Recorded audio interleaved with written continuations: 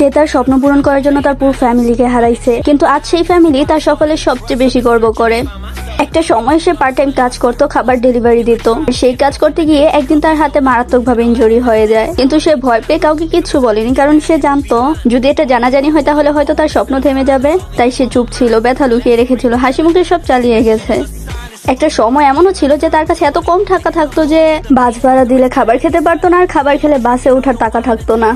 প্রতিটা দিন ছিল এক একটা স্ট্রাগল, প্রতিটা রাত ছিল অনিশ্চয়তায় ভরা। তার ডিপ্রেশন, অ্যাংজাইটি সবকিছু সে একাই সহ্য করছিল, কিন্তু কখনো হার মানেনি। যে ছেলেটা আন্ডারগ্রাউন্ড ট্র্যাপার ছিল, আজ সে পুরো পৃথিবীর সুপার হিরো। সে নিজের পেনকে কাগজে লিখে গান বানাতো, আজ সেই গান লাখো মানুষের হিলিং হয়ে দাঁড়িয়েছে। এক সময় যে মানুষটা কয়েকটা টাকার জন্য লড়াই করত, আজ তার এক রাতের ইনকাম প্রায় 1-2 কোটি টাকা। কিন্তু সবকিছুর পরেও সে তার অতীত ভুলে যায়নি সেই দিনগুলো যখন সে একা ছিল।